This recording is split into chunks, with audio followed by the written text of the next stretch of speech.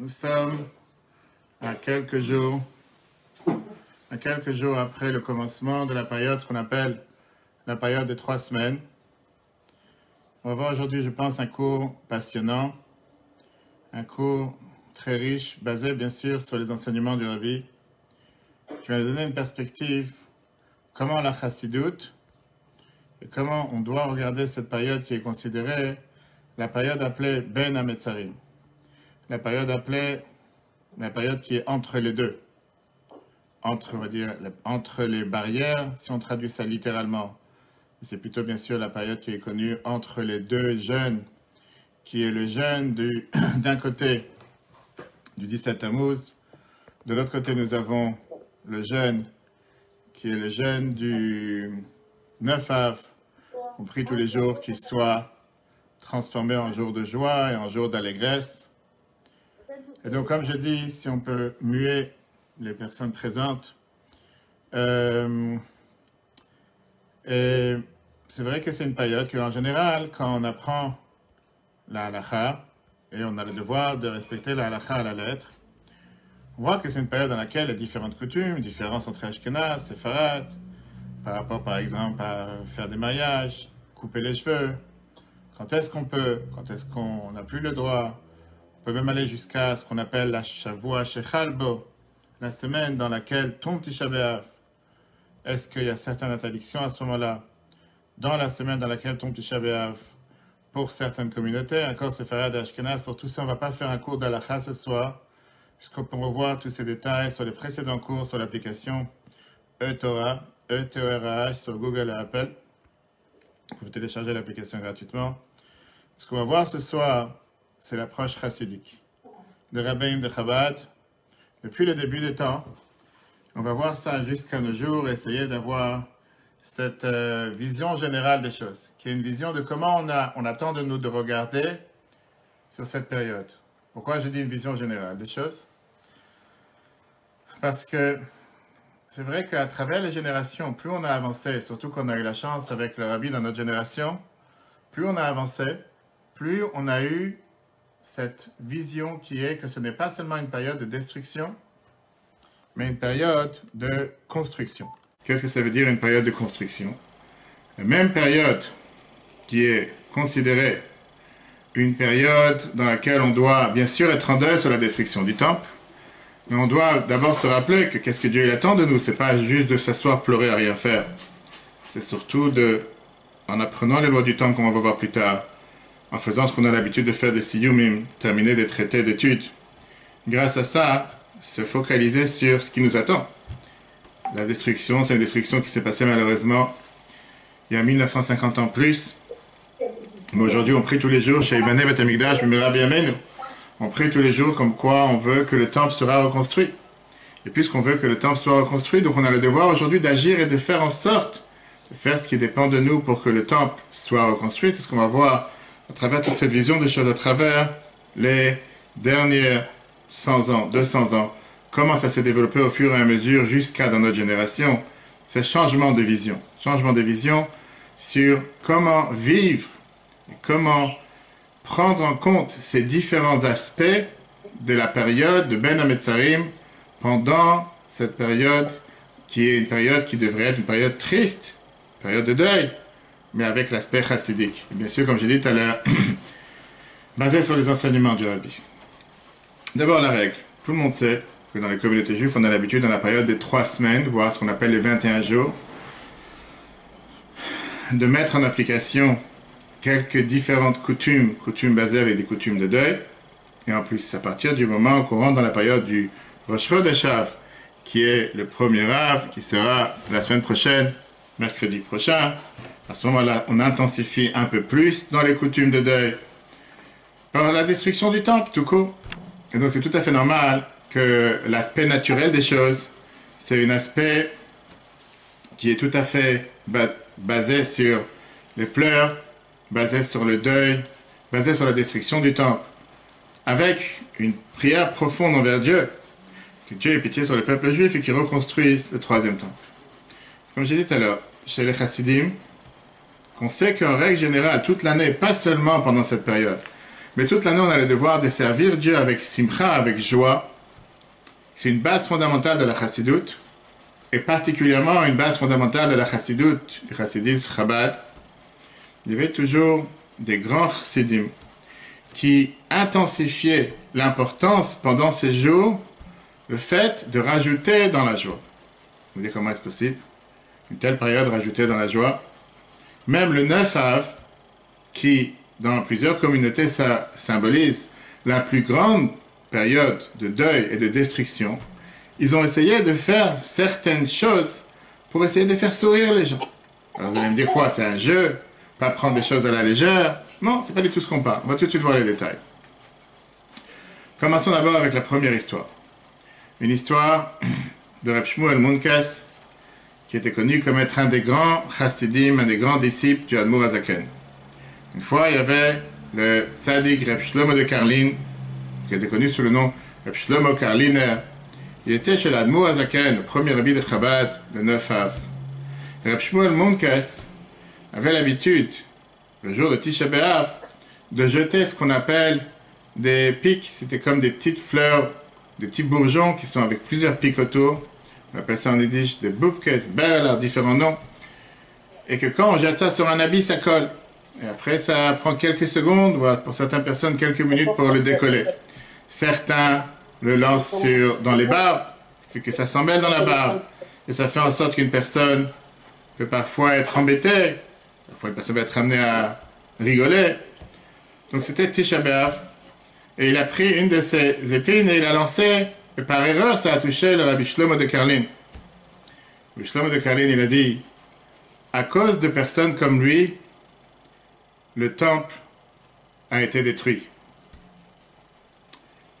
Alors, Rabbi Shmuel Munkes a répondu, et c'est pas à cause de personnes comme lui que le temple sera reconstruit. Le lendemain, après les keynotes, après ce qu'on a l'habitude de lire les lamentations le jour de Tisha B'Av, l'Admour HaZaken est parti avec Reb Shlomo Karliner en dehors de la ville. Et tout d'un coup, ils entendent d'un endroit où des grandes pleurs, des grandes larmes, quelqu'un qui sanglote. Ils sont partis après cette voix. Et ils voient que c'est la même personne, cette même personne qui était Reb Shmuel Munkes, assis dans un endroit plein où il y a des moustiques, où il y a des baies, des guêpes qui piquent. Il était en train de lire les keynotes, en train de lire les lamentations de Tisha B'Av. À ce moment-là, quand Reb Shlomo il a vu une chose pareille, il a dit que grâce à des jeunes comme lui, le temple sera reconstruit. C'est la même personne qui hier soir lui avait envoyé cette pique et qui l'a touché par erreur. On voit ici que malgré que Reb Shmuel Munkes avait sa manière habituelle de réjouir les chassidim en général, il savait très bien que le deuil de Tisha B'Av, c'est un deuil de Tisha B'Av. Mais il y a une deuxième histoire. C'est une histoire que le Rabbi ramène dans le Sefer HaMinagim, le livre des coutumes de Chabad, à la fin de Minagé Ben HaMetzarim, des coutumes de cette période de 3 semaines, page 48. Le Rabbi ramène cette histoire qui a été racontée par le Rabbi précédent, la fin de Tisha B'Av 1941, qui était le premier Tisha B'Av que notre Rabbi était aux États-Unis. Donc le Rabbi ramène ça dans ce livre, le livre des coutumes Chabad. L'histoire que le Rabbi précédent raconte que le Tzemar Tzedek avait l'habitude d'appeler le Rouginer, il avait l'habitude de l'appeler de Heilige Rouginer, le Saint Rouginer. Le Rouginer, qui était un des grands rabbins de l'époque, c'était quelqu'un qui n'était pas connu pour être triste et ni pour être amer. Chez les chassidim, chez les disciples qui étaient présents, ils ont décidé d'en s'amuser de ça. Si on a quelqu'un qui est joyeux, qui est heureux de nature, pourquoi ne pas en profiter? Le 9 Av, ils se sont amusés avec ces petites berles-là, comme j'ai dit, ces petites piques qui sont là pour s'emmêler dans les habits, dans les barbes. Après ça, ils ont eu l'habitude qu'il y avait comme des velux dans le toit de la synagogue, dans le toit du Beth Midrash, où ils se mettaient sur le toit, quelques jeunes, quelques adolescents, et jetaient une corde par le toit, une corde comme avec un cercle, pour attraper la personne qui rentre en dessous. Et dès qu'une personne rentrait, il le levait avec la corde. C'est comme une corde à sauter. Il le levait jusqu'au plafond, comme on voit ça dans les jeux, chez Disney, Astérix, Les enfants, ils s'amusent toujours à attraper la corde, attraper ce qui pend de la corde. Là, c'était le contraire. Dès que quelqu'un rentrait dans la synagogue, eux, ils étaient cachés sur la fenêtre. Et comme ça, avec la corde, ils tiraient la personne vers le haut. En attendant, le rougineur, ce tzaddik qui rentre dans la synagogue, le jour de Tisha B'Av, ceux qui étaient sur le toit, ils n'ont pas vu qu'il vient de rentrer. Ils ont tendu la corde. Ils ont vu quelqu'un qui rentre, on va le faire rire un peu. Donc ils tendent la corde afin que la personne s'attrape dans la corde et il élève vers le haut. Quand ils l'ont levé, ils se sont rendus compte que c'était le rougineur. Ils l'ont relâché tout de suite. Et là, le rougineur, il a dit, Maître du monde, si tes enfants ne veulent pas de ton jour de fête, en parlant de Tisha B'Av, alors, si c'est comme ça, fais en sorte de le reprendre, fais en sorte de t'en séparer. Cette coutume, c'est une coutume que le Rabbi l'a rappelé plusieurs fois, cette idée, le Rabbi l'a rappelé ça dans son discours le 20 av 1951. Le Rabbi ramène comme quoi c'est connu que dans la ville de Lubavitch, on avait l'habitude le jour de Tisha B'Av de jouer avec ses plantes, avec ses bourgeons. Et les gens n'étaient pas si contre que ça. Il y a une autre histoire qui est racontée sur le chassid Rabbi Koutiel Lepler. Koutiel Lepler raconte une histoire qui a été racontée par le gabbai de la synagogue du Rabbi Semetzemet le jour de Tisha B'Av, Rabbi Yochanan Gordon, qui raconte comme quoi Rabbi Koutiel Lepler, il avait l'habitude que quand il y avait chez lui un moment de joie, un moment d'enthousiasme, il allumait toutes les lumières. C'est dommage qu'il y ait du bruit du Zoom. Puisqu'il y a moment joyeux, des moments où il avait plein d'enthousiasme, puisqu'il était plein d'enthousiasme, automatiquement, il se réveillait et il dansait comme si chez lui c'était Simchat Torah. Une fois, les chassidim, le soir de Tisha B'Av, sont passés chez lui à côté de la maison. Et ils voient que les lumières sont allumées et qu'ils dansent comme si c'était Simchat Torah. Ils se sont étonnés, qu'est-ce qui se passe? Ils ont dit, c'est Tisha B'Av aujourd'hui. Il a répondu, oui, Tisha B'Av, c'est Midera Banan. Les Chachamim ont instauré les différentes coutumes de deuil. Par contre, la tristesse, ça c'est une avéra de la Torah. La Torah nous interdit d'être triste, parce que celui qui est triste peut arriver à tous les péchés sur terre, comme on a vu longuement dans les chapitres de Tanya 26, 27, 28, qu'on peut revoir sur l'application et Torah. Ce sujet-là, que chez les chassidim en général, on essayait de repousser cette atmosphère lourde de deuil et d'essayer de se réjouir de la manière possible et permise, après la halakha comme on va tout de suite voir, elle est aussi amenée dans le Sefer HaMinagim, le livre de coutumes Chabad, que le Rabbi a publié en 1966, la page 46. Là-bas, le Rabbi écrit, comme quoi le Rabbi Rachab, le 5e Rabbi de Chabad, avait l'habitude de faire des siyumim, de finir des traités de Talmud pendant la période de 9 jours, entre Rosh Chodesh Av et le 9 Av, malgré qu'il ne cherchait pas après à manger de la viande ou boire du vin. Parce qu'on nous dit, on sait très bien que quand on fait une seudat mitzvah, quand on fait une seudat du mitzvah, qu'on finit un traité d'études de Talmud, on a le droit de manger du vin, de manger de la viande et boire du vin. Une autre histoire qui est connue, racontait sur le père du Rabbi, le Rabbi Levi Yitzhak Schneerson, qui montre comme quoi les chassidim faisaient tout pour ne pas montrer de signes de deuil. Que le Rabbi a raconté cette histoire à plusieurs reprises, dont ce Shabbat qui arrive, Shabbat Matot, on va bénir le mois de Av en 1954. Le Rabbi raconte comme ça, mon père, une fois a eu une question par les deux disciples sur des lois de deuil. Est-ce qu'un endeuillé peut marcher toute la journée de Shabbat avec des pantoufles, comme on l'aurait appelé aujourd'hui des crocs, en deux mots, ne pas avoir des chaussures en cuir, puisqu'il est confortable, et c'est ce qu'il a l'habitude de marcher toutes les Shabbatot de l'année.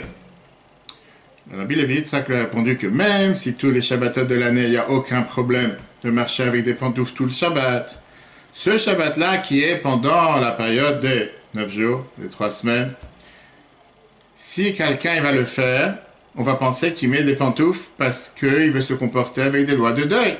Il vaut mieux pas le faire. Ça s'est exprimé avec un fameux discours que le Rabbi précédent a raconté en 1950, et le Rabbi l'a rappelé, Shabbat Balak en 1988, 5748. Rabbi a dit, je voudrais souhaiter une bénédiction à tous les peuples juifs et que tout le monde répond Amen. Mais d'abord, je voulais vous raconter une histoire. En l'année Tavresh même, qui était en 1880, l'année où il est né, Yud Bet Tammuz, c'était un lundi. Shabbat, c'était le jour du 17 Tammuz. On sait très bien que 17 Tammuz qui tombe Shabbat, le jeûne est reporté. Donc vendredi soir, on avait l'habitude de faire ce qu'on appelle Shalom Zachar. Les gens se réunissent dans la famille du nouveau-né pour dire Lechaim, dire Mazel Tov.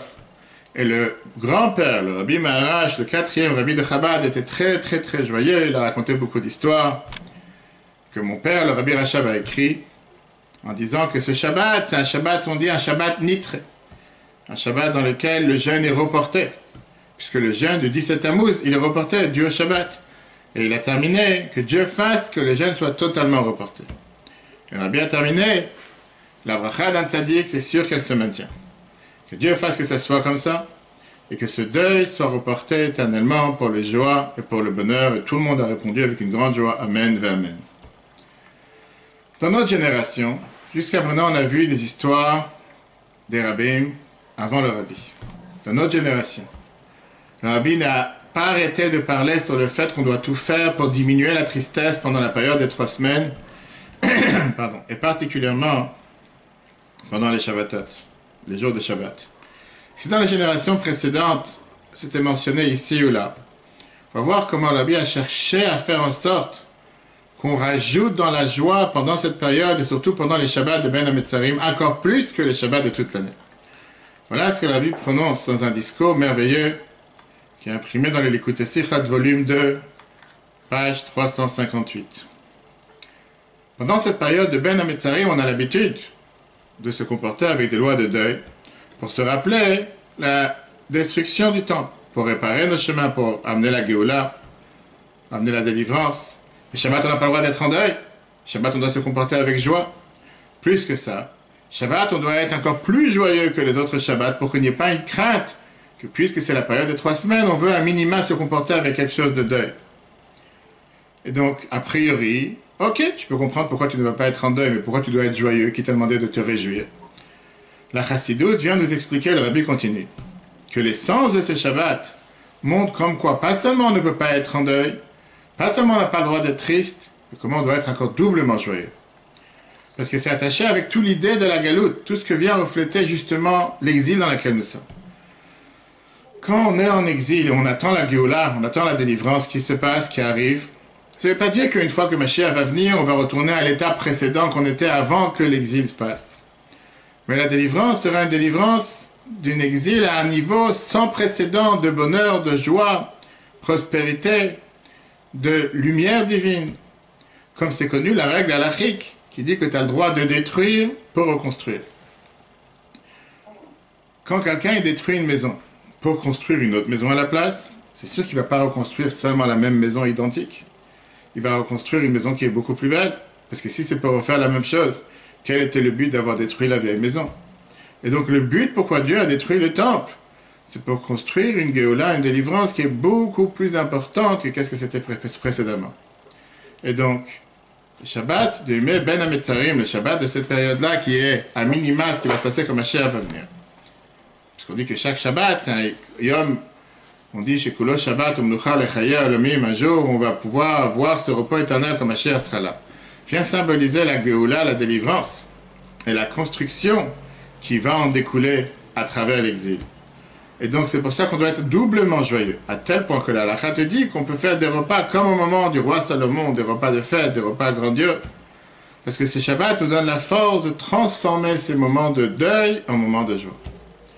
Le Rabbi ramenait sans arrêt ce qui est écrit dans le Tzemar Tzedek, 3e Rabbi de Chabad, que les 3 semaines de Ben HaMetzarim, les 3 semaines, c'est 21 jours entre le 17 Tammuz et le 9 Av, sont considérés comme un désert dans un endroit, dans un lieu. Qui veut dire, Dieu fait en sorte que par les Shabbats, nous donne la force de pouvoir activer cette extra joie avant de retomber dans la semaine qui devrait être une semaine de tristesse. On voit comment, à travers ces explications, dans un discours de ce Shabbat qui arrive, Shabbat Matot Maseh, bénédiction du mois d'Av 5713 en 1953. Le Rabbi dit que, en général, servir Dieu, il faut le faire avec la joie. Parce que c'est écrit dans la prière qu'on dit tous les matins, Ivdu et Hashem besimcha. On a le devoir de servir Dieu joyeusement. Vient le Baal Shem Tov, et le Baal Shem Tov nous dit comme quoi quand on sert Dieu joyeusement, le travail est beaucoup plus facile. C'est écrit sur Yaakov, le patriarche, Vayissa Yaakov Raglav. Yaakov, il a levé ses pieds. Dès qu'il a eu cette bonne nouvelle, tout d'un coup, il est devenu facile à marcher. Et malheureusement, il y a des gens, la Bible continue, qui sont très rigoureux. Et que pour eux, quand on leur dit qu'il faut être joyeux, ils te disent, écoute, les Chachamim nous ont dit, Mishenichnas Av Matim Besimcha. Quand arrive le mois de Av, on doit diminuer dans la joie. Il faut prendre les choses au sérieux. Il faut avoir un regard un peu triste. Donc le Rabbi dit d'abord, il reste encore 24 heures, voire 36 heures jusqu'à le début du mois d'Av. Deuxièmement, dans le mois de Av, n'est pas écrit qu'il ne faut pas être joyeux. C'est qu'on diminue de la joie. Qu'est-ce que ça veut dire? Diminuer par rapport à la joie qu'on a le mois d'Adar. Ou diminuer par rapport à la joie qu'on va avoir, comme un Shir va venir, que là on dit dans Shir HaMa'alot, Azimale Sechok Pinu, à ce moment-là, notre bouche sera remplie de joie. Mais la joie doit exister aussi pendant le mois d'Av. C'est pas parce qu'on est pendant un mois de Av qu'il n'a pas le droit d'être joyeux. Il faut diminuer dans la joie. La Rabbi continue en disant, j'ai une proposition. Qu'est-ce que ça veut dire diminuer la joie? Il y a certaines personnes, comme le Rabbi précédent avait l'habitude de raconter, qui ne supportaient pas servir Dieu joyeusement. Et que Simchat Torah peut être un peu joyeux à la place de dire le Chaim. Il disait le Chaim sur du lait. Parce qu'on dit que le lait, c'est considéré une boisson qui peut aussi rendre sous une personne, voire endormir. Et après, il faisait avec les joues, il serrait les joues en montrant, comme si vous voyez, un faux sourire, un sourire hypocrite. On va dire comme les hôtesses de l'air. J'espère ne pas avoir vexé personne. Essayer de se forcer à sourire. Alors il dit, puisque c'est comme ça, il serait bien que de la même manière, comment ils vont diminuer la joie, qu'ils fassent aussi, qu'ils serrent les joues, et qu'ils fassent semblant qu'ils ont diminué leur joie, mais qu'à l'intérieur d'eux, ils restent joyeux. Dans un autre discours, ce Shabbat, le Shabbat Massé, bénédiction du mois d'Av en 1984, en 5744. Le Rabbi dit que quand on est dans une telle période, on doit rajouter, intensifier dans l'étude de la Torah et les mitzvot de manière qu'on rajoute dans la joie. On ne parle pas ici d'une joie préfabriquée, que tu fermes ou si tu essaies de tirer tes joues et que tu peux essayer de faire croire aux gens que tu fais un faux sourire, ou tu vas faire semblant de taper des mains et dire « Ah, maintenant les gens vont penser que je suis joyeux ». Mais une vraie joie qui dépend de ton cœur.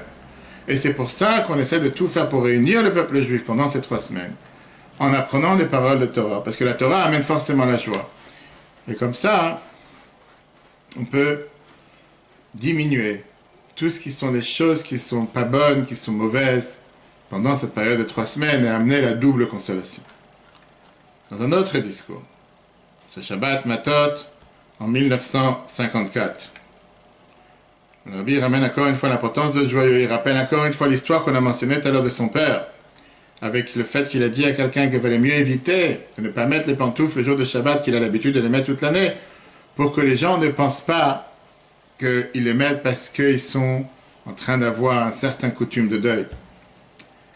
Le Rabbi continue en disant que puisque certaines personnes, Shabbat Mevachim, Shabbat ont béni le nouveau mois, comme ce Shabbat qui arrive si Dieu veut, ils ont toujours ces pensées de tristesse et d'amertume. Il faut essayer toujours de les juger bien que bienveillants, peut-être ils sont fatigués, peut-être ils n'ont pas dormi, ou ils sont juste paresseux. Et là, cette semaine, on peut dire que ce n'est pas de leur faute, c'est la période des 3 semaines. Mais puisqu'on n'a pas le droit d'être en deuil pendant les 3 semaines quand ça tombe Shabbat, à tel point que c'est connu que dans certains pays, ils avaient instauré un certain chanson de l'Echadodi, en rapport avec le 9 Av, et pour ça, il y a eu des décrets, que Dieu nous en préserve, des mauvais décrets. Comment on doit se comporter le Shabbat, et surtout le Shabbat qui bénit le mois d'Av, on doit tout faire pour éviter n'importe quelle chose qui pourrait être expliquée éventuellement comme quelque chose qui est le contraire de la joie. Et à ça, le Rabbi n'arrêtait pas de ramener la fameuse phrase, qui était le titre du cours de ce soir, du Rabbi de Munkach. Le Rabbi ramène ça en 1988, et dans beaucoup d'autres endroits. Que les Chachamim nous disent, quand arrive le mois de Av, on doit diminuer dans la joie. comment on diminue les mauvaises choses qui se passent ou qui se sont passées pendant les 9 jours en rajoutant la joie. En rajoutant la joie de manière que la Torah, elle a halakha ou pas, mais bien sûr. Ça veut dire que comment on diminue les choses de tristesse pendant le mois d'Av, par ça que pendant ce mois-là, on rajoute des choses qui peuvent nous rendre heureux. Parce que d'après la halakha, on doit faire ce que la halakha nous demande, respecter les coutumes de deuil. Et donc le fait de pouvoir rajouter dans la joie, et le fait de pouvoir annuler la tristesse, doit être fait d'une manière qui est permise après la halakha. Et pour ça, il y a plusieurs conseils que la halakha nous donne. Premièrement, comme c'est connu, le Rabbi l'a ramené ça tout la première fois, c'était la veille de Rosh Chodesh Av, 1975, en 5735. C'est connu qu'on dit que quand on diminue les choses joyeuses, quand rentre le mois de Av, c'est qu'on diminue les mauvaises choses par la joie, une joie qui est permise d'après le Shulchan Aruch. Et en règle générale, ça c'est l'étude de la Torah, parce que c'est connu que la Torah, mais ça machat lev, la Torah est faite pour rendre joyeux une personne. Puis Kud Hashem, Mesharim, Mesam Prelev, les lois de Dieu sont là pour rendre joyeux et heureux une personne. Comme la tzedaka, qui est là pour rendre heureux le pauvre, parce qu'elle a donné la possibilité au pauvre de se rassasier. Et donc j'ai cette proposition de faire en sorte de finir un traité d'études de Talmud tous les jours, de finir un traité d'études de Talmud chaque jour pendant les 9 jours. Et ça, c'est l'explication que j'ai pensé pourquoi le rabbi précédent, mon beau-père, a eu l'habitude de le faire, comme on a mentionné au début du cours. Le rabbi l'écrit déjà dans Sefer HaMinhagim. Et après, c'est pas ainsi à manger des choses qui sont en rapport avec la fin du traité, la fin de l'étude. Mais il avait l'habitude de terminer un traité de Talmud. D'abord, j'ai réfléchi, je me suis dit, premièrement, pourquoi? Qu'est-ce qu'il a gagné en terminant une étude? C'est quelque chose qui est bien à faire toute l'année. Pourquoi particulièrement pendant les 9 jours? Deuxièmement, pourquoi le rabbi l'a raconté? Parce qu'il savait que moi, j'allais pas me retenir et j'allais le publier en public. Et je me suis dit, le rabbi continue dans son discours en 1975, que puisque ces jours-là vont se transformer en jours de joie et en jours de fête, et ça même, ça montre comme quoi l'idée profonde n'est pas de rester avec la tristesse. Puisque tu peux dire que quand Mashiach va venir, ces jours vont être ces jours de jeûne vont être annulés. Mais pourquoi doit se transformer en jours de joie? Parce que tout doit commencer par les actions humaines. Et quand arrivent ces jours-là, qu'on sait très bien, on prie tous les jours comme qu'on veut que ces jours se transforment en jours de joie. Alors on finit une étude de Talmud, ce qu'on appelle on fait un siyum. Parce que quand on fait un siyum, c'est écrit dans la Gemara Moed Katan. À ce moment-là, ça devient Yom Tav Rabanan. Ça devient Yom Tov, ça devient un jour de joie pour les Chachamim. Pourquoi ça devient un jour de joie pour les Chachamim ici en bas? Parce que ça découle de ce qui se passe dans le monde d'en haut. Et comme dans le monde d'en haut, quand on finit une étude de Gemara, un traité de Talmud, ça devient une joie. Automatiquement, la joie, elle descend aussi dans le monde d'en bas. Et donc, on peut faire après cette joie de manière dévoilée, ici, de manière permise après le Shulchan Aruch, ça c'est en plus. Mais le fait même d'être joyeux, d'avoir fini un traité d'études, ça c'est quelque chose qui est considérable et qui doit être fait tous les jours. Sur cet enthousiasme, cette passion que le rabbi avait sur l'importance de tout faire pour ajouter tout ce qu'on peut faire, halakhiquement parlant, permis, de rajouter dans la joie pendant cette période de 3 semaines. On voit que sans arrêt, chaque année, le rabbi rappelait l'importance de faire ce qu'on a dit tout à l'heure, des siyumim, de terminer des traités d'études pendant la période de 9 jours. Et le faire avec ce qu'on appelle Ahavat Israël, amour du prochain, pas en catimini en soi-même, chez soi-même, comme le rabbi l'a dit en 88. Parce qu'on veut rajouter dans la simcha shel Torah, on veut rajouter dans la simcha de la Torah, de manière permise, par ça qu'on annule les mauvaises choses qui pourraient éventuellement amener quelque chose qui n'est pas joyeux. Et donc c'est pour ça que c'est important de faire ce siyum, de terminer ce traité d'études avec beaucoup de juifs, parce qu'on a cet amour du prochain, même si la majorité n'ont pas fini l'étude, et de faire sur des sujets qui sont abordables à tous, faciles à tous, de leur expliquer l'importance, même le juif le plus simple, à tel point que quand on rencontre un juif dans la rue, en plein travail, et on lui raconte qu'aujourd'hui on a fait un siyum, aujourd'hui on a fini le traité de Talmud de tel et tel Magmara, on lui rappelle les dernières phrases, bien sûr, d'une manière qu'il puisse comprendre. Par ça qu'on lui dit que ça a amené de la joie dans le monde d'en haut et automatiquement ça amène de la joie dans le monde d'en bas. Ce Shabbat, Matot Maser, en 1980, le rabbi rappelle sur l'importance d'associer le maximum de juifs à écouter cette fin d'étude de traité de Gemara pendant les 9 jours, puisqu'on parle d'Ahavat Israël, l'amour du prochain. Et ça, on peut le faire de 2 manières. on peut finir un traité d'études tout seul chez soi à la maison. Mais il n'y a que toi qui l'entends. Ou bien faire en sorte que ce traité d'études soit partagé pour l'autre, que l'autre aussi puisse en profiter. Par ça qu'on fait par exemple la fin de ce traité d'études sur la radio, comme c'est fait dans le monde entier, comme c'est fait ici en France, comme c'est fait en Amérique, comme c'est fait en Israël, comme c'est fait en Argentine, dans les 4 coins du monde, que pendant la période de 9 jours, sont organisés sur la radio les traités, les fins de traités d'études de Talmud, chaque jour un autre traité, pour pouvoir amener cette joie de la Torah pendant cette période de 9 jours. Alors bien rappelé l'important, c'est quoi l'idée de faire un siyum? C'est le rapport bien sûr avec la fin de la galoute, comme il a dit le Shabbat Dvarim en 1990. Le fait de terminer des traités d'études pendant les 9 jours, entre Rosh Chodesh et 9 Av, puisqu'on est sûr que Mashiach va venir avant le 9 Av. Et le 9 Av se transformera en jour de plus grande joie. À ce moment-là, le jour du 9 Av, on va faire un grand siyum, on va faire un grand fête pour la terminaison de la galoute, le fait qu'on a terminé cet exil avec un grand festin. Mais en attendant, on a le devoir de le faire pour l'instant d'une manière qu'en ce moment, pendant que nous sommes encore en exil, faire de manière chaque jour ramener cette joie.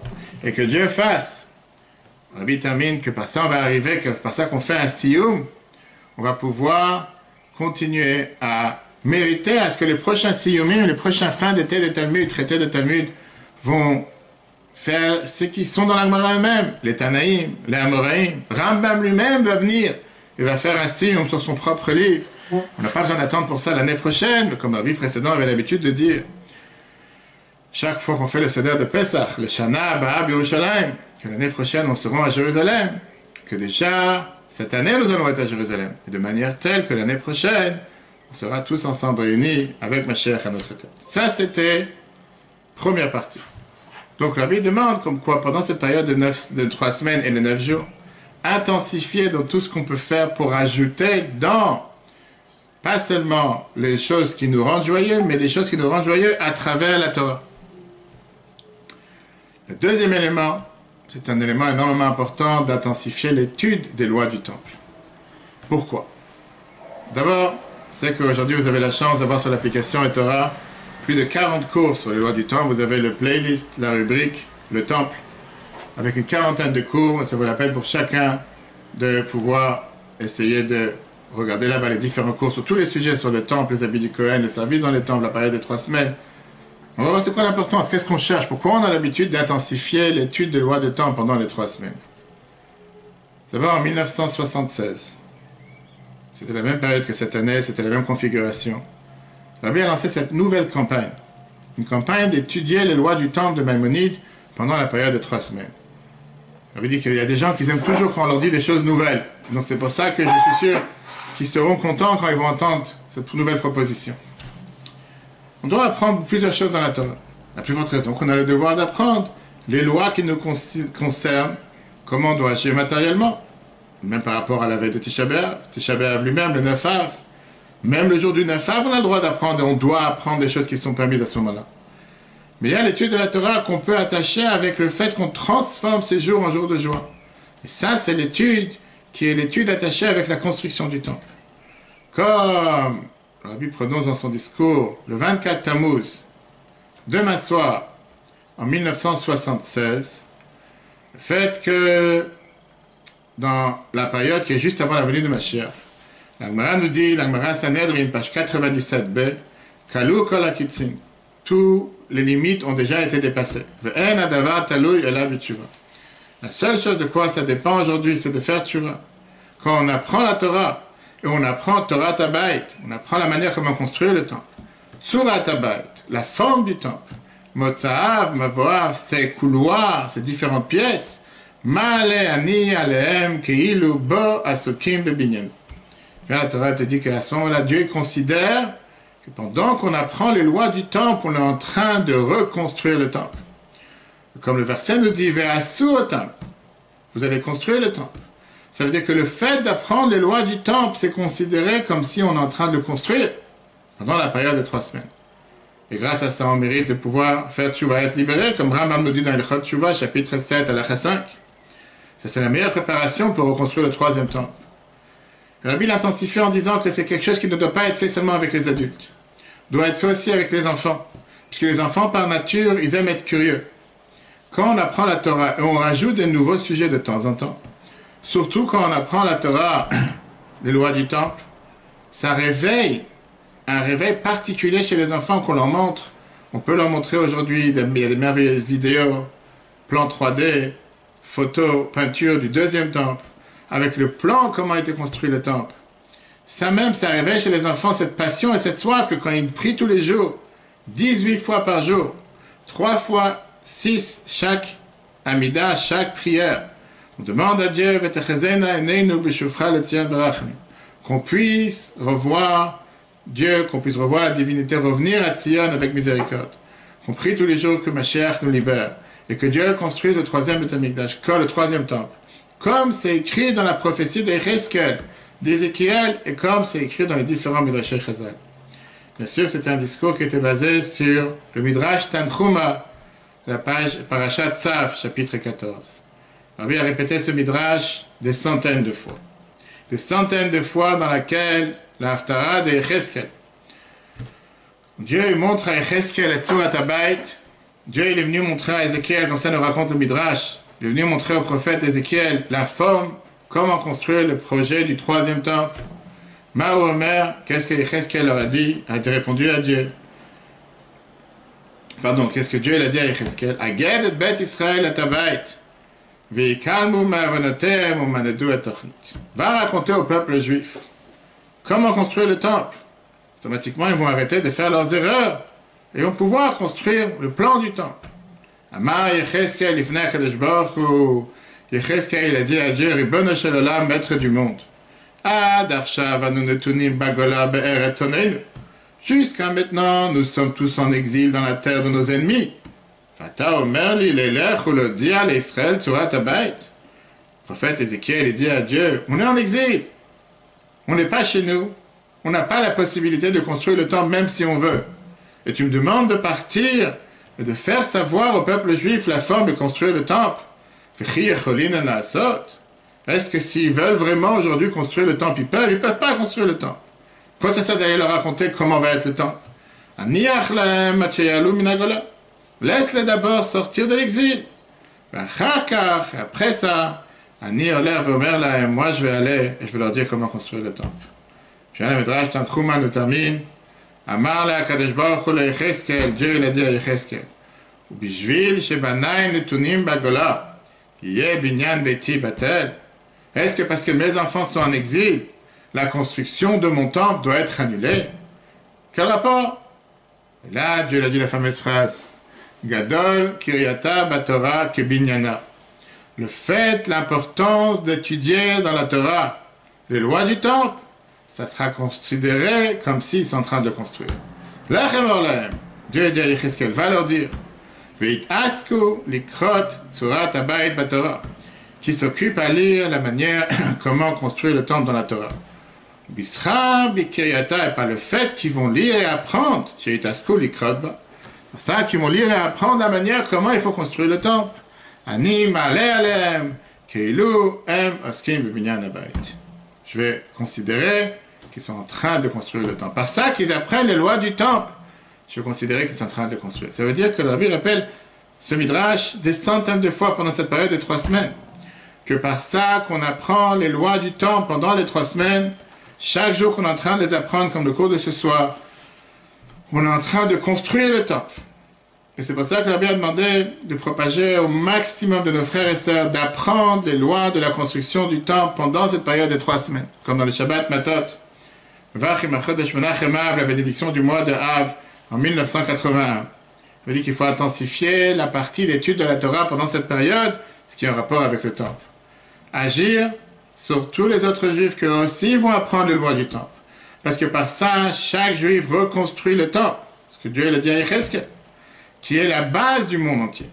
Comme les Chachamim nous disent, que le Saint des Saints qui était dans le temple, qui était sur le mont du temple, il y avait là-bas cette Even Chetia, il y avait cette pierre centrale, laquelle on appuyait à abreuver le monde entier. Il faut sortir dans la rue, trouver un juif, lui dire, écoute-moi une chose, tu sais qu'aujourd'hui, si tu veux, tu peux construire le temple et en faire bénéficier le monde entier. Comment? Par ça que tu vas apprendre la partie de la Torah qui a à faire avec la construction du temple. Ah, ce juif, il vient te voir et il te dit, je ne sais même pas lire Aleph Bet. On va lui dire, laisse tomber tous ces calculs. Ça n'a rien à voir quand on sait qu'on doit construire le temple. Ah, tu comprends pas comment lire les lois en hébreu, lis en autre langue. Mais tu dois t'impliquer aujourd'hui à vouloir construire le temple pour le monde entier. Et quand chaque juif, il sait la responsabilité qu'il a aujourd'hui de reconstruire le temple, par ça qu'il apprend la partie dans la Torah qui nous parle de la construction du temple. Automatiquement, il n'y a plus aucun calcul. Parce que chacun s'est dit, tu te rends compte? Par ça qu'aujourd'hui, j'ai appris 5 minutes, 10 minutes, 1 heure, une demi-heure. J'ai appris des lois du temple, j'ai reconstruit le temple. La particularité de cette campagne que le Rabbi a lancée, qui était même plus particulière que la première campagne qu'on a vue tout à l'heure, de finir de traiter de siyum, de traiter d'études, c'est que ce n'est pas seulement pour diminuer la tristesse de manière permise par ça qu'on apprend la Torah, mais ça vient exprimer cette soif, cette passion que chaque juif attend et demande à Dieu chaque jour, que Yafou, Yamim Elul, le Sasson, le Simcha, que ces jours se transforment en joie et en allégresse. Parce que, comme la Bible prononce ce Shabbat en 1976, puisque aujourd'hui on est dans une période que tous les mauvais décrets se sont annulés, et on dit que la chose dépend seulement de la tchouva, alors quelqu'un s'est dit, c'est quoi, Mashiach il a qu'à venir, il y aura le Beth Amidash, le temple, comment va être le temple? Je vais apprendre la Masechet Midot, le traité de Midot, va le dire comment le construire. Pour moi il n'y a pas d'exil. Et Cheskel, Dieu lui a dit, sache une chose, malgré qu'on est en exil, Dieu lui a dit, va raconter au peuple juif comment construire le temple. Tous ces détails, ces chambres, ces couloirs, comme c'est écrit longuement, qu'on a l'habitude d'apprendre ces jours-ci dans Cheskel, chapitre 43, verset 11. Pas seulement pour qu'on ne soit pas de manière, on l'a dit tout à l'heure, désespéré, de manière triste, de manière totalement déprimée, mais que parce que par ça qu'on apprend les lois du temple, automatiquement on reconstruit le temple. Ça, c'était en 1976 où le Rabbi a lancé cette campagne. En 1980, après quelques années, le Rabbi est venu même une fois avec un argument, si on peut dire, contre les chassidim, en disant qu'il ne comprend pas. C'est pas ça a commencé la période de 3 semaines cette année. J'attendais que quelqu'un fasse, en parle, publie, faites savoir l'importance d'apprendre les lois du temple. Après, c'est passé déjà 10 jours depuis le 17 Tammuz, quelques jours avant 9 Av. Peut-être que quelqu'un allait maintenant mettre une affiche dans les journaux. Et là, on m'a demandé une question, si il faudrait, est-ce que cette année aussi, il faudrait apprendre les lois du temple? Parce que cette année, j'en ai pas parlé. Bien sûr, j'ai pas dit ça de manière que c'est un décret sans explication. J'ai expliqué pourquoi il faut le faire. Basé sur ce que Dieu l'a dit à Yecheskel. Et ça, c'est quelque chose qui est valable chaque année, dans tous les temps, et particulièrement aussi cette année. J'espère qu'à partir d'aujourd'hui, on va le faire pendant les 9 jours, la semaine de Tisha B'Av, la veille de Tisha B'Av. Et bien sûr qu'il faut l'apprendre aussi aujourd'hui, puisque Mashiach n'est pas encore venu. Et si jamais Dieu nous en préserve, il ne sera pas là demain, il faut l'apprendre aussi demain. Et même une fois que Mashiach sera là, on continuera à apprendre les lois du temple. Parce que malgré que Mashiach va construire le temple, chaque juif voudra rajouter un détail, comment construire le temple, par ça qu'il apprend les lois du temple. Écoutez une histoire. Comment ça tenait à cœur au Rabbi. Comment il avait une telle volonté qu'on utilise chaque moment pendant cette période pour apprendre les lois du temple. Voilà ce qui s'est passé la veille de Tisha B'Av 1982. Le Rabbi, il arrive de chez lui du matin de la maison à 10h10. Le Rabbi avait l'habitude de donner des pièces pour mettre en tzaka, où j'ai eu la chance en tant qu'enfant de recevoir à plusieurs reprises des pièces de la main du Rabbi quand il arrivait de chez lui, quand il partait de chez lui, quand il partait du 770, quand il arrivait pour la prière de Mincha, quand il sortait. Le Rabbi voit les gens dans le couloir. Le Rabbi leur dit en yiddish, in der Zeit, was mir war da, kann man besser lernen, teure Ilches besaprire und helfen zu binnen besamigdash. Dans le moment que vous êtes en train d'attendre ici, il faudrait mieux utiliser le temps pour aller apprendre les lois du temple et pour aider à la construction du temple. On est la veille de Tisha B'Av 1982. Et après, le Rabbi se retourne vers son bureau en train de partir de la synagogue, de la petite synagogue, celui qui connaît dans le premier étage du 770. Il se retourne vers son bureau et le Rabbi il regarde encore les gens en leur disant « Vos vat mendo » qu'est-ce que vous attendez ici? Les gens étaient très étonnés, on est la veille de Tisha B'Av, on aurait pu penser un peu relax, quoi. C'est pas... Mais le Rabbi est en train de leur dire « Écoute, tu as la chance de pouvoir t'asseoir 5 minutes à prendre les lois du temple. Et grâce à ça, reconstruire le temple. Profite, saute sur l'occasion. » Mais ce qu'on vient de voir jusqu'à présent, c'est encore rien par rapport à ce qu'on va voir la suite. Parce que si jusqu'à présent, le point commun, c'était quoi? C'était de repousser ce sentiment de destruction et d'essayer de nous imprégner de cette joie que la délivrance n'est pas loin, que le but de l'exil n'était pas pour un but d'exil en soi, mais un but pour reconstruire, que Dieu n'a pas juste détruit le temple pour détruire le temple. Ça a monté de clan, si on peut dire, de niveau en niveau à travers les années jusqu'à ce qui s'est passé en 91. Commençons d'abord avec le Shabbat. Shabbat 17 Tammuz 91, j'avais la chance à l'époque d'être présent autour du Rabbi. J'étais pas à New York ce Shabbat-là, mais on vivait chaque jour, chaque moment avec ce que le Rabbi racontait le Shabbat, ce que le Rabbi nous enseignait. Et bien sûr que quand Shabbat tombe le 17 Tammuz, le jeûne est reporté le lendemain. Le Rabbi a parlé sur le fait qu'on est maintenant dans un moment messianique, que c'est un moment dans lequel on peut chaque jour, c'était après la guerre du Golfe, c'était le moment où la Bible avait proclamé que c'est un moment propice pour la venue de Mashiach. Et en descendant, on fabrique de Shabbat à 1h30. Celui qui était présent pouvait sentir comme quoi, d'un côté, ça aurait dû être un jour de deuil, un jour de jeûne, si ça aurait été en semaine, le 17 Tammuz. La Bible explique que le fait que c'est tombé Shabbat, on sait très bien qu'on a gagné le bon côté du jeûne. C'est quoi le bon côté du jeûne? Yom Ratzon Hashem. C'est que les jours de jeûne, mis à part qu'il y a la partie matérielle qu'on jeûne, il y a la partie spirituelle du fait que c'est un jour propice pour Dieu. Je viens de Rabbi dit que puisque cette année le jeûne est reporté à dimanche, automatiquement on a gardé le bon côté, le mauvais côté il est reporté, le bon côté du jeûne il est là. Et donc, Shabbat, on ressent seulement la Géoula, la délivrance, on ne ressent pas ici l'exil. De la même manière que n'importe quel jeûne qui tombe Shabbat, on ressent le bon côté du jeûne, et au contraire, on n'a pas le droit de faire quoi que ce soit qui pourrait éventuellement rappeler un loi de deuil. Pareil, les jeunes dans nos générations.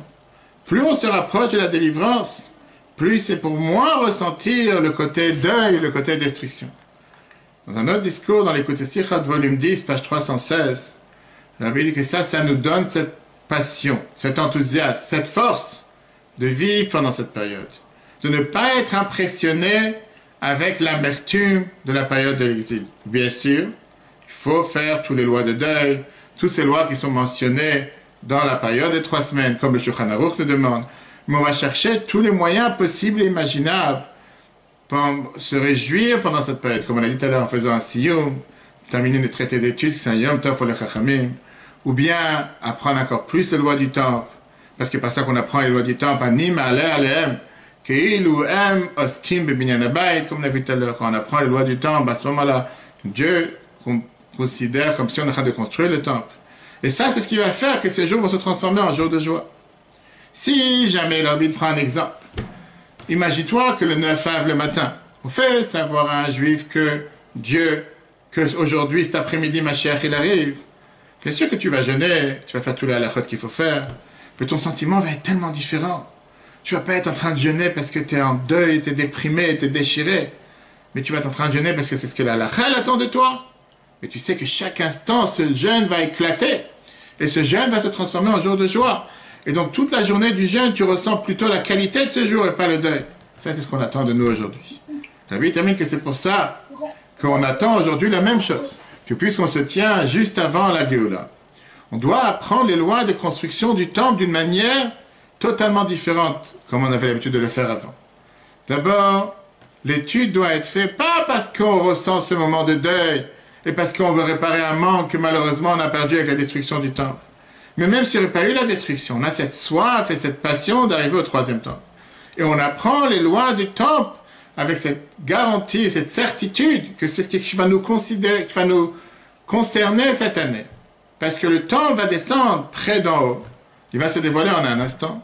Et automatiquement, on veut savoir comment faire, quoi faire, où agir, que faire. Comment rentrer dans le temple. Et donc, si dans les générations précédentes, on ne ressentait pas tellement cette volonté de vouloir pousser la tristesse qu'il y a dans ces jours, depuis que la chassidoute est venue, et particulièrement dans notre génération, ça s'est intensifié d'année en année, de niveau en niveau. Comme j'ai dit, l'année la plus forte, c'était en 1991. La dernière année, on a eu la chance d'écouter les voix du Rabbi pendant cette période.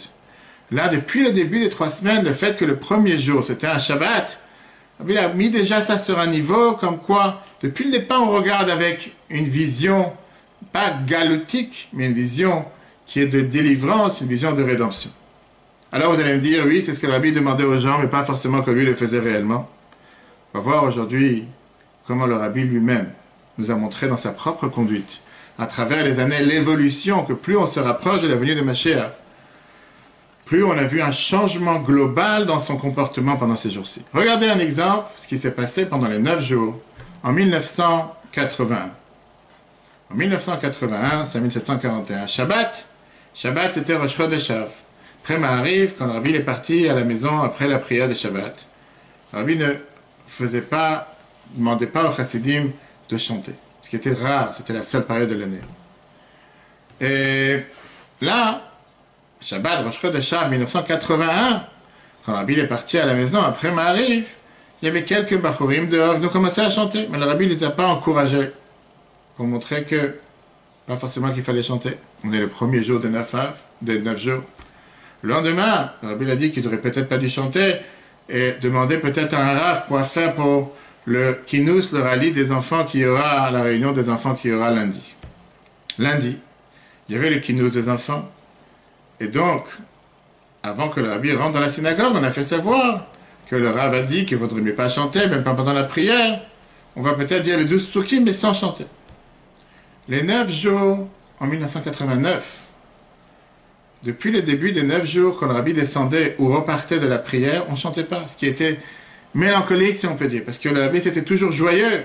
Chaque fois qu'il rentrait dans l'office, c'était toujours avec la joie. En sortant, c'était toujours joyeux. Période de 9 jours, on n'entendait rien.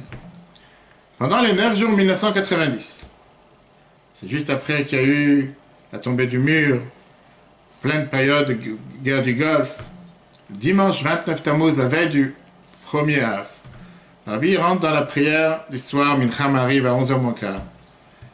Et les gens avaient l'habitude de ne voulaient pas commencer à chanter parce qu'ils ont compris des années précédentes que le Rabbi n'est pas forcément pour qu'on chante pendant cette période. Mais tout d'un coup, le Rabbi fait tellement fort avec sa main droite et tout le monde a commencé à chanter. C'était comme si, waouh, un changement. Mardi 2 Av, quand le Rabbi rentre dans les prières pendant les 9 jours, tout le monde a commencé à chanter, que Dieu fasse que la Géoula elle arrive. Et le Rabbi l'encourage encore plus, et ça c'était déjà ce qu'on appelle une nouveauté de cette année, Shnat Nissim, l'année des miracles, en 1990 à 1750. On voit que le changement radical entre 81, que le Rabbi n'était pas, si on peut dire, il avait fait un signe comme quoi, pourquoi ils ont chanté. En 89, on n'a pas chanté pendant les prières. En 90, lui-même a commencé à encourager, c'est là que les chassidim ont compris que maintenant il y a un changement. On doit plutôt se focaliser sur la joie du fait que Mashiach arrive. Et on va voir ce qui s'est passé, la fin de Tisha B'Av. 9 Av 1970, en 5730, quand le Rabbi est parti à la maison, pareil, c'est à la fin du Nejan, Motzaï Tisha B'Av. On a chanté la fameuse chanson qu'on chantait à l'époque sur le Teilim du Rabbi, comme on avait l'habitude de chanter chaque année. Qui est la etc. Chanson joyeuse. Le Rabbi dit, c'est quelque chose qui est très, un bon goût. Il vaut mieux attendre jusqu'à demain après-midi, parce qu'on dit qu'il y a certaines choses du deuil qui continuent jusqu'à le 10 Av. Le Rabbi après, il a dit même au Mashpia, David Raskin, qui était présent, vous aurez dû dire quelque chose. Regardons le 10 Av 1989. Là, pour la première fois depuis le début du mois, le Rabbi encourage le chant. C'est déjà après Tisha B'Av. Le 10 Av 1990, on voit comme dans Shacharit, on a chanté comme si c'était une prière normale. Le Rabbi l'encourage, soit en rentrant, soit en sortant. Comme il a fait pendant les 9 jours, toute la période de 9 jours cette année-là, comme on l'a dit tout à l'heure. La fin de Tisha B'Av 1991, comme je vous ai dit, c'était la dernière Tisha B'Av qu'on a eue avec le Rabbi en bonne santé. Après m'arrive la Havdalah qu'on a l'habitude de faire Tisha B'Av, puisque c'était pareil, c'était Shabbat Tisha B'Av, donc il n'y avait pas de jeûne. Le jeûne a commencé samedi soir, c'est terminé dimanche soir, donc vous avez la Havdalah. Le Rabbi lui-même commence à chanter les chansons de Hakafot de son père. Fameuse chanson aïe aïe aïe aïe aïe aïe aïe. Et tout le monde commence à chanter la fin de Tisha B'Av. Les gens ont complètement oublié que c'était un jour qu'on avait jeûné aujourd'hui et qu'il fallait manger quelque chose. On voit qu'à travers les années, c'est pas juste dans la théorie que le Rabbi nous montrait comme quoi il faut changer la perspective, notre manière d'agir, mais comment ça doit avoir un impact sur notre vie.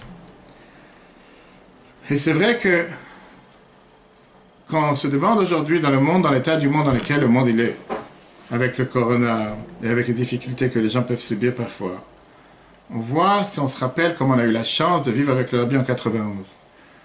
C'était une conduite qui n'avait jamais existé auparavant. Pendant la journée de Tisha B'Av, à 3 reprises, le Rabbi est descendu distribuer des dollars.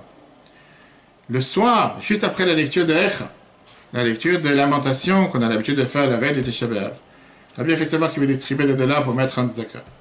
Alors qu'en règle générale, les dollars sont pris en avant. Là, c'était après la fin de Shabbat. Donc le Rabbi, il attendait, et c'est sûr qu'on ne peut pas encore chanter, on est le soir de Tisha B'Av, qu'on amène les dollars. Le lendemain matin, dimanche, c'était le jour de la distribution des dollars du dimanche, Tisha B'Av. Le Rabbi, encore une fois, distribuer les dollars. Et voici que tout d'un coup, vers 1h ou 2 de l'après-midi, on entend comme quoi le Rabbi va descendre dans la grande synagogue. On dit, mais c'est pas encore m'arrive. Qu'est-ce qui se passe? Tout le monde court. Et le Rabbi fait savoir qu'il voudrait dire un discours. Et dans ce discours, le Rabbi parle tout le discours sur l'impact du 9 Av, que le 9 Av, c'est le jour de la naissance de Mashiach, comme c'est écrit dans la Gemara. Que le 9 Av, c'est le jour qu'il y a eu la destruction, mais il y a eu aussi la construction. Après ce discours, le Rabbi fait savoir maintenant qu'il veut donner encore une 3e fois des dollars ce jour-là. Quelque chose qui ne s'est jamais passé. En 24 heures, qu'à 3 reprises, le Rabbi prend de son temps pour distribuer des dollars à tout le peuple juif pour pouvoir mettre en tzedaka. Comme j'ai dit tout à l'heure, après Ma'ariv et après la Havdalah, le Rabbi commence de manière spontanée la chante de la kafod de son père, la kafod de Simchat Torah. Tout le monde danse pendant un long moment. On a vu comment le Rabbi essaie de tout faire pour diminuer au maximum ce sentiment de deuil, ce sentiment de tristesse au minimum possible. Alors, c'est vrai que, comme j'ai dit tout à l'heure, c'est un moment, une période difficile. On doit se rappeler comme quoi Dieu ne nous met pas à l'épreuve pour rien. Et que même si c'est des difficultés que parfois on n'arrive pas à comprendre, on doit se dire que nous, on a le devoir d'agir comme la Torah nous le permet, avec l'étude de la Torah, en terminant des traités de Gemara ou en écoutant au moins des traités d'études qui se terminent pendant les 9 jours, qu'on peut aujourd'hui écouter sur toutes les plateformes, sur Facebook, sur Internet, sur la radio. Si Dieu veut, on aura aussi notre traité, notre fin de traité Tamid pendant la période des 9 jours.